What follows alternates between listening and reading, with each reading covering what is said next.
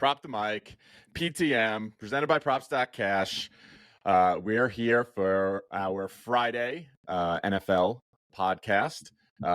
We have some special news we're both very excited about. We hit 5,000 followers on Twitter yesterday, so it's important to celebrate milestones. So congratulations, Dave. I think we a little pat on the back for each other. That was exciting.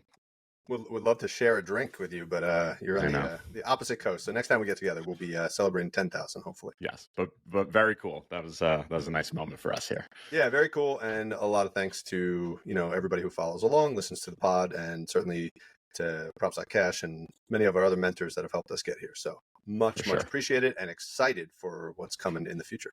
That's right. All right. So week 3, what are we looking at? Yeah, so I think first of all, just quick comment on Thursday Night Football. I think that might be the last Thursday Night Football I watch. Like until it gets better, that's just brutal stuff. I don't know what's going on with Thursday Night Football, but that was hard to watch. We posted 4 picks on Twitter or X. 2 of them cashed, luckily, but I don't know. I'm kind of done with Thursday Night Football, so looking forward to Sunday for sure. Yeah, we're gonna have to lay low on these Thursday night games. It's just this isn't a new thing. This has been the way Thursday night games have been. It's just people are starved for football, starved for action, and want to get bets in. And I think we gotta start taking it a little slow because these games week after week without fail are just abominations of football. Yeah. Yeah. or we go heavy on the unders and we just don't watch a game and just cash a lot of tickets. So, but anyway, yeah, this week we got a good slate. What I will say is there's some positives and negatives about week 3. Positive is we've got 2 weeks of recent data to help us understand defenses and offenses, so that's good. Mm-hmm. Negatives is we're starting to see some injuries creep up from team to team, which are impacting the timing of when the lines are coming out and also just our ability to analyze. So there's some good, there's some bad, but I would say more good than bad now that we've got a couple weeks of data under our belt. We can start to really ramp up our picks here. So yes.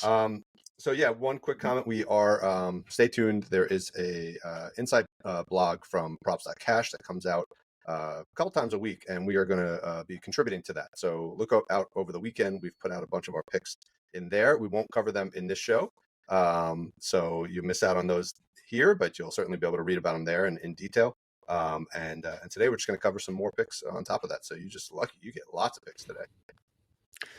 That's all right. Yep.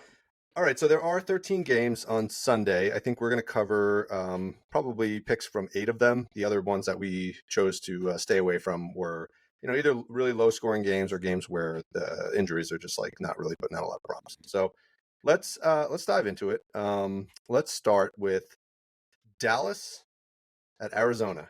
All right, I'm gonna bounce around a little bit, so I'm gonna keep you on your toes here, Thomas.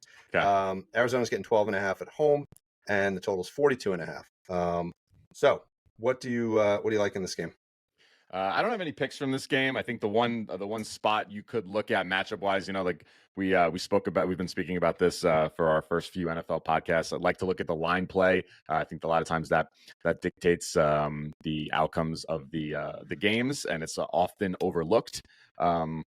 I think one matchup we could target here is an under on Arizona's passing game in terms of line play. You got a good pass rush from Dallas, and combine that with a bad offensive line, specifically when it comes to pass blocking. So I think a fade on Josh Dobbs could be in order here. But what do you got? Yeah, that's exactly what I got. There you go. So let's go on Props.cash. We're going to Joshua. Don't insult him by calling him Josh. No nicknames. So only 3 games in the last season, 2 seasons. His line is 186.5. That's about as high as you'll find it. That's at BetMGM. Week 1 against Washington, 132 yards. Week 2 against the Giants, which I bet most of those yards came in the first half, 228 yards. So that's why we've got a little bit of an inflated line. This line probably should be set closer to like 165, 170. But like you said, he's going up a tremendous defense. If you scroll down to the bottom of Props.cash, I love this new feature. I think we highlighted it previously, but look at this. Daniel Jones had 104 passing yards against Dallas in week 1, and Zach Wilson 170 yards in week 2, of which I think 70 of those came on one lucky long bomb. Yes. So yeah, so they're done beating up on the New York teams, but they've kind of moved right over to an equally bad team in Arizona, and I think Josh Dobbs is going to go under this 186.5. What a All right, great way to start the season if you're the Dallas Cowboys, right? Could you get right. an easier first 3 games of the season? Pretty unbelievable. Well, I mean, they anticipated Aaron Rodgers being part of that Jets team, and that being harder. But yes, Yeah. it's been a pretty soft schedule for Dallas, so Yeah. we'll keep that in mind as they start playing some real competition. The only other one I had in this matchup was on the reception side. I really like this one. We've got Zach Ertz at 3.5 receptions. So if you look at that, pretty nice trend there. What is that? 9 out of his last 12, so that's a 75% hit rate. So even though we're going to be fading, Dobbs in terms of accumulating yards, I think just 4 catches for Zach Ertz is still going to be possible, especially with all that pressure on the line. I think he's going to be dumping it to Ertz. Yeah, Quite nice a little bit, right? safety blanket for him there. Yeah. Yeah, safety blanket. 6 receptions in both games this season, and I really like the targets. If you look, 10 targets in week 1, 8 targets in week 2. Nice, very nice. And also, this is kind of cool. I'm pretty sure Arizona's going to be losing at half. So we can go to this filter, the game script filter, hit losing second half. At the end of the first half, second quarter. Ertz is pretty consistent when his team is down at halftime, which is probably going to be most games this season. So just keep that in mind. 3.5 receptions. It is minus 140, but I still think it's a good play. You can even probably parlay it with Dallas winning and get that closer to plus 100. So yeah, good. I heard somebody suggesting that if you're in one of these weekly knockout pools, just fade Arizona every single week. Every single week. It's going to be tough, man, for them to win. And I think Kyler Murray is probably not going to play this season. So yeah, why would he? And they're trying to set up to draft that was it USC quarterback or something like that? Caleb But Williams. Yeah. yeah, but his dad already indicated that he might hold out if Arizona drafts him. So, all right, let's move on. Let's move around to one that I think you'll be a little bit more excited about. Let's go to Pittsburgh, Las Vegas. Las Vegas minus 2.5 at home. Totals 43. What do you like here? All right, I like this game. I was high on Pittsburgh coming into the season. If you remember, I picked them in. I like them maybe for an upset over the 49ers in week 1. If you look at, so obviously I just mentioned they played the 49ers in week 1. In week 2, they played Cleveland. So arguably they've played the 2 toughest defenses in the league. I think you have the Jets and the Cowboys up there, but those are the handful of the best defenses in the league. Now they get a horrible defense. So let's run through some of these because I think this is a great matchup.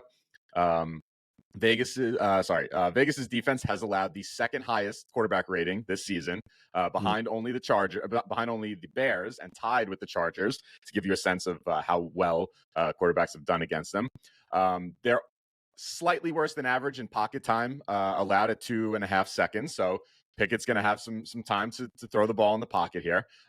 Vegas is slightly worse than average in pass attempts. The league average is 33.5. They're at like 35.5. So he should have plenty of opportunities to throw the ball. And they've allowed the most red zone pass attempts at 18. So I think this could be a game for the Steelers to possibly come alive here.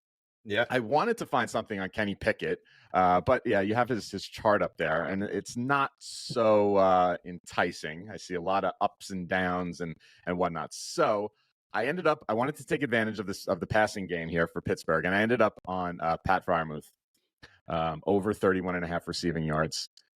Vegas is 10th in targets to tight ends at 4.5 targets per game. Freiermuth has cleared this if you scroll down and go to his target filter and put it to 3. He's cleared this in 12 of 14 when he's had 3 targets.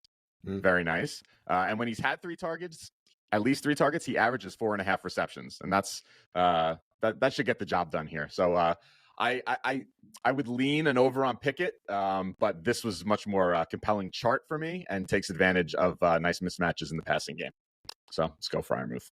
Yeah, he got some decent activity week 1 with 4 targets. But week 2 he wasn't really involved in the action. But I think what you're basically saying is he was just in bad matchups. And yeah, Cleveland is just they're dominant defensively.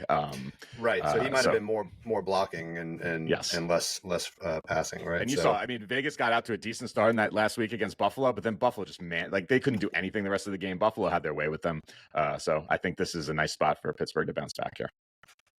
I love that. I kind of like, I don't know if we could pull it up live, but if you're thinking about Pickett, because he is tempting, right? He's floating right around that line, but Yes, he is. Very tempting. I do kind of like some sort of parlay with a passing touchdown. You were doing that in Thursday I Night was, Football. and I can tell you what it is. So you can put it on DK and do him at 294 yards, which if you see that's a nice number to bring him down to. And 194, right? sorry, sorry, 194 yards. Yeah. yes. And one passing touchdown. The only problem was minus 150. So for a parlay at minus 150, I don't love that. But yes, our heads are in the same spot. I was looking at that exact same thing. Yeah. I think even 200 yards and a touchdown, passing touchdown, and maybe even the money line. Throw the money line in there.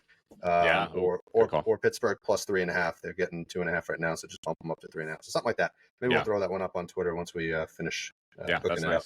I love the Pittsburgh money line this week. Yeah, that's pretty nice. Yeah. All right, let's go to Chicago at KC. Like we said, there'll be a pick for that game up on the blog, the Props.Cash blog this weekend. But we got another one here. What do you like? This is unfortunate in that the first time I think I'm picking putting out a play on Mr. Patrick Mahomes. You're not wearing the jersey. You were wearing it yesterday, so a little unfortunate, a little disappointed here. Do you have it over there? Can you throw it on real quick? I'll just hold it up for. Okay, there we go. For the pick. The passing game and QB and QB stats for against Chicago are just like exploding off the page here. KC's offensive line has the number one pass block win rate. Chicago's defensive line pass rush win rate at number 15, so middle of the pack, so nice matchup. Yeah. But here's where it gets really great. Chicago's defense has allowed the highest quarterback rating this season. They're tied for number 2 in average pocket time. They've allowed the second most yards per attempt. They're tied for 3rd in passes of 20-plus yards allowed. They've allowed the most passes of 30-plus yards. They've only had 1 sack, tied for 31st, and they're 7th in knockdowns at only 3. For comparison, Phillies had 13 quarterback knockdowns. So let's just go nuts on Patrick Mahomes here. Over 284.5 passing yards. He's done this in 7 of his last 11 home games, 10 of his last 16 wins. And this is a nice, you don't do this filter on props.cash too often, but click on Sunday games. Okay. Where's that's up here, right? Yeah. Ooh. Now click on other non-Sunday games. Oh, wow. He doesn't like playing on the Thursdays, Thursday Night Football. And you have Saturdays in there too for like the end of the season. So and playoffs. So I think it's no brainer. My only concern here is like, does he not need to throw this many yards because like they're just gonna like be crushing in the first half and they'll take their foot off the gas in the second half, possibly. But I think by the time they got there to be able to got in position to take their foot off the gas, I think he's already cleared this 284. So I like this. Yeah, I like it. I think you're getting a discount probably because of the performance week 1, and I think he. I just think Kelsey back in the lineup another week healthier is only going to be good. I also think even Chris Jones back in the lineup, even though you're saying he's on the other side of the ball, one of the big problems against Detroit was they didn't really have the possession of the ball very long. Correct. Right. So, getting a better defense will get the ball back in Mahomes' hands faster. I like it. How could I not? I'm a big Mahomes fan. So, all right. Very good.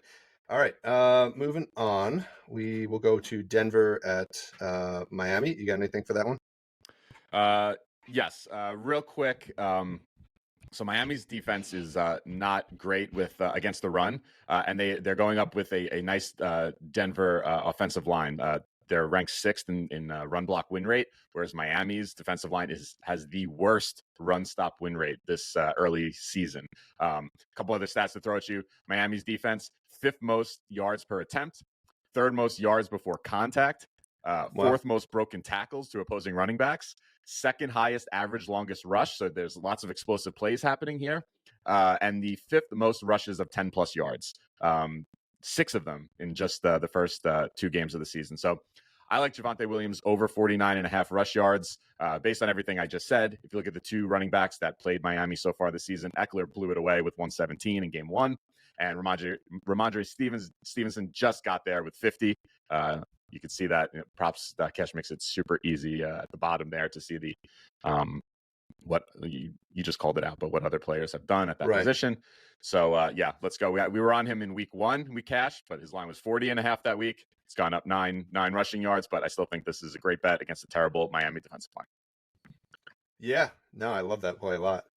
All right, so we're gonna drop in for the Tennessee Cleveland game real quick, and it's just an observation. It's not a pick, but I just want to get your 2 cents on this. So Okay. I was Props.cash now has this snaps capability here, so you can actually see how many snaps each player is playing.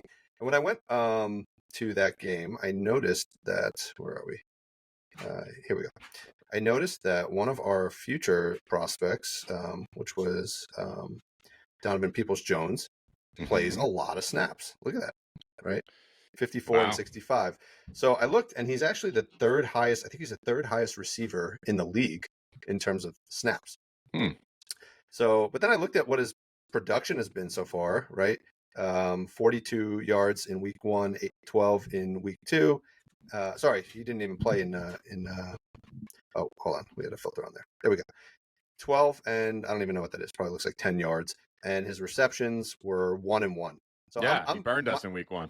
yeah, my question for you is like, what is this guy doing out there? He's like playing like 90% of the snaps, and he's getting like one catch, and an average of 3 targets. So is this like just what's going to happen? Like he's just like the fourth option there, or is he like potentially a sneaky guy to look for in the coming weeks? It's a great call out. I like it. I don't think he's out there, as they say in NBA, doing cardio. I think maybe just some unfortunate luck the first couple games of the season, and I think it's nice. I always like those spots where it's like the guys do, and this could be a spot for him. Yeah, Yeah, I mean, look, 2.5 receptions, which he did almost every game last year, yeah. is discounted to plus 124. So that's You like a do pretty good. have. I mean, they brought in Amari Cooper, right? Like midway through the season, right? So I don't know Yeah, if some of that maybe started to dip a little bit because of Cooper. I don't know. you got Amari Cooper who was there, and then you also have Elijah Moore, right, who's getting some Yeah. of the activity. But with the absence of Nick Chubb now, so maybe they'll have to rely more on the passing game. So I don't know, but just an observation, not necessarily a pick, but I could see Peoples-Jones one of these weeks going off. So you've heard it here, And now no Nick Chubb, right? So right? there's Yeah, more offense to go to other people to try to make some stuff happen here. See if Deshaun Watson can return to his former self. exactly, exactly. It's not looking good there. I do have a pick on this game though. Oh, you do? Okay, I let's do. hear it. So Tennessee, let's go here. Cleveland's defense, like I already mentioned, phenomenal. They have the best run stop win rate, the sixth best pass rush win rate. Tennessee has an average offensive line when it comes to pass block win rate. They did have a nice jump from 67% to 57% from week 1 to 2. So that was interesting. So I like because Cleveland's defense is so good, I think a fade on Ryan Tannehill is in order here. Cleveland has the third lowest opposing QB rating. They give opposing quarterbacks the shortest throwing window at 1.1 seconds average pocket time so far this season. They've allowed the second fewest yards per attempt at 5. They've allowed the fewest air yards per attempt at only 2.1. And could be my favorite stat of the weekend. Do you know Cleveland has not allowed a single red zone snap to their opposition this season? Yeah. How crazy is that? So Yeah, let's well, fake. when you play Joe Burrow and he puts up 82 yards, there's not going to be a Yeah, whole lot of red zone snaps. yeah. So his line, you have it there, 195 and a half. If you look at his road games, he's only gone over in 2 of his last 7 road games. Oh wow, I Yeah, like that. yeah. So he's on his way out. I don't know. I don't think he lasts the whole season here. There is some little hesitation. Mike Vrabel and Ryan Tannehill have a pretty great record as dogs. They really get up for games when they're underdogs. So that gives me a little pause. I think they're like some crazy stat like 13-5 against the Right. spread when they're dogs. So in the Mike Vrabel era. So, but I think this is a great play. Let's fade Tannehill with confidence here. Yeah. You're pretty adamant about Tannehill just being on the decline. The guy just put up 246 yards last week, and you're just trashing him. It was against the Chargers, man. That's true. The Chargers are awful. You could throw for 200 yards against the Chargers. So. We should try that sometime. All right, let's get off this game. That's gonna be an ugly one. Yeah, Let's move to Carolina, Seattle. How does that sound? it sounds okay. Sounds okay. So what do we got? Seattle's -5.5 at home, and the total's 42. So Mm. this is kind of potentially a defensive conversation. Is that correct? Yes, and I think you also of note, Bryce Young is not going to play in this game. We got the return of Andy Dalton. So I got one play on this. The a fade on the Carolina running game was looking very nice here. Carolina's offensive line has the second worst run block win rate this season, whereas Seattle's run stop win rate is 10th. So top third of the league there. Running backs versus Seattle, third worst yards per attempt at 2.7, eighth worst yards after contact. So I think they'll be playing from behind. I think, Andy Dalton in there, QB throwing the ball. Let's fade Miles Sanders under 61.5 rushing yards, -110. He's only gone over this. You can see those three red boxes below at the bottom there. 6 of his last 15, 4 of his last 10, 2 of his last 5. Let's fade Miles Sanders. Yeah, I mean, typically when you have a backup quarterback coming in for the starting quarterback, you would, kind of lean more towards the running back position because they want to take the ball out of the quarterback's hands. But this is almost a reverse situation, Correct. right? Yes. You've got an inexperienced starting quarterback and a super experienced backup Yes. quarterback who's probably at this point in his career is better than Young. So he will come in. He'll probably be throwing the ball more than Young was. That's my thought. And quite honestly, Sanders wasn't even getting that many attempts, right? He's getting 14 attempts, Yeah. 18 week one. Chuba Hubbard was also pretty involved. I think he was getting 7 or 8 attempts I saw earlier. So, yeah, I like that spot. That's a good one. Thanks. Let's stay on. Actually, I also was looking at his longest rush, which I think is a great fade too. 14.5 yards. Even when he was on Philly, he didn't get there very often. That's a That seems high for him. 6% hit rate for the whole, last year and change. So I think that's another spot. Real quickly, we won't even talk too much about it, but we played this last week at Cashed. Let's do it again. Geno Smith, over 10.5, longest rush, hit this in 65% of games. I believe his hit rates are even better at home. That's his hit rate at home. And I think also just his general rushing yards is pretty good as well, right? So 16.5. Yeah. So I think both of those are good plays for Geno. Nice. Okay. I love rooting for Geno. What the Jets would give to have Geno Smith back now. Right. Yeah. So I love rooting for Geno. He wouldn't be doing what he's doing now in the Jets. So he'd be back to his old self. Yeah. All right. We got any other games? Chargers, Vikings. Yeah, Chargers, Vikings. What do you like there? All right. So this is a good matchup based on line play for an over on the Chargers run game. So I just want to throw that out there, but I think you don't have much out for that yet. So just calling that out. However, the QB stats versus the Chargers are literally just screaming at me from my spreadsheet right here. Like, it's just too good to pass up. I'm going to run through them real quick. Number 2 QB rating, number 1 yards per attempt at 10.5, which is almost a whole yard better than Chicago, who's at number 2. Number 1 air yards per attempt at 7.5, which is almost a yard and a half better than Seattle at number 2. They're number 3 in passes of 10 plus yards, number 2 in passes of 20 plus yards, number 2 in passes of 30 plus yards, and number 1 in passes of 40 plus yards allowed. Minnesota has the 4th best pass block win rate, and they actually had a big improvement from week 1 to week 2. They went from 61 to 67% pass block win rate from week 1 to week 2. One thing to note, the Chargers are pretty good. Their pass rush win rate is 7th best this season. So it's not like a enormous delta there between the two, but all this other stuff is just making me, I actually like 2 plays on Cousins here. I like over 24.5 completions, -115 on DK. Put his home splits up. Yeah, dude, he's crushing it. But he's averaging 30.5 completions at home over his last 6 games.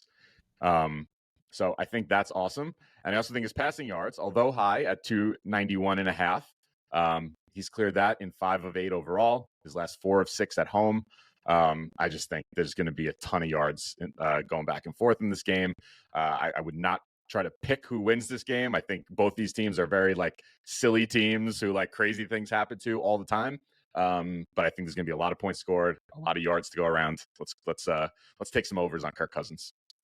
Yeah, I like that. I think you can also throw in his longest reception as well. Where's that? Longest pass as well, right? What's it at? 38.5. It's really far. Where's the longest pass?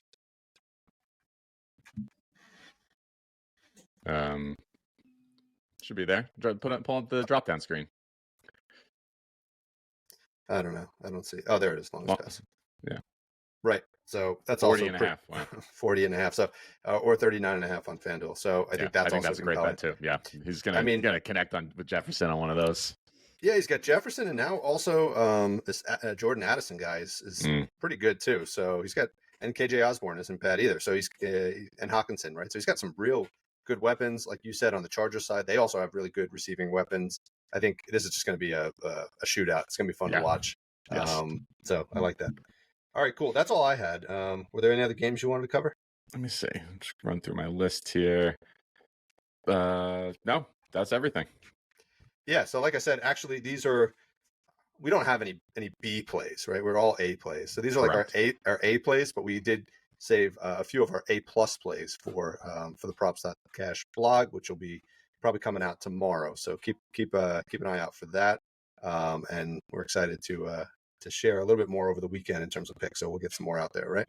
Yeah. There's definitely a few lines that I'm waiting for. Pretty high on Jordan Love here and the Packers this weekend. But not a lot of lines out on Jordan Love yet. So we'll be on the lookout for those. I'm sure you'll see a few more picks from us before Sunday afternoon. But we will get a few out in the meantime, and I think we're all going to make some money this weekend.